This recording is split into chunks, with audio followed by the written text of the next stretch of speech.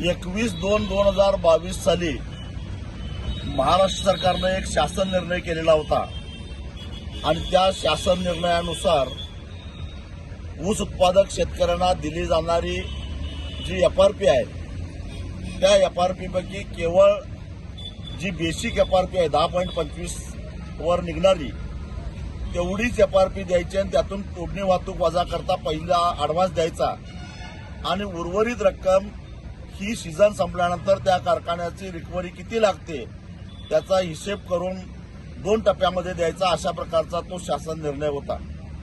त्यामुळे 2-2 वर्ष शेतकऱ्यांना एफआरपी मिळत नव्हती। साखर कारखाने या शासन निर्णयाचा गैरफायदा घेत होते।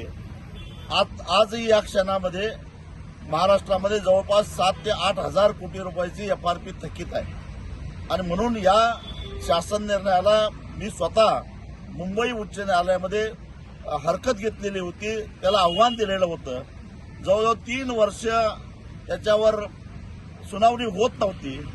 अखेर मला सुप्रीम कोर्टाकडे तक्रार करावी लागली आणि त्यानंतर गेल्या महिन्याभरामध्ये सातत्यानं अनेक सुनावण्या झाल्या आणि आज शेतकऱ्यांचा विजय झालेला आहे।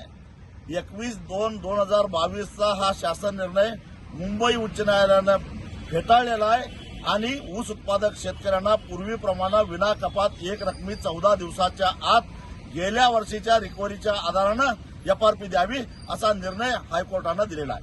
हा किती मोठा दिलासा आहे? हा फार मोठा दिलासा। गेल्या अनेक वर्षापासून ही पद्धत महाराष्ट्रामध्ये चालू होती, पण मध्येच उद्धव ठाकरे यांच्या नेतृत्वाखालचं महाविकास आघाडीचं सरकार असताना याच्यामध्ये बदल केला गेला आणि तुकड्या तुकड्यानं शेतकऱ्याला एफआरपी द्यायचा अशा प्रकारचा हा बदल होता। कारखानदारांच्या दबावाला बळी पडून महाराष्ट्र सरकारनं हा निर्णय घेतलेला होता, परंतु पुन्हा एकदा न्यायालयामध्ये जाऊन आम्ही या सगळ्या साखर कारखानदारांना 4 मुंड्या चित केलेला आहे।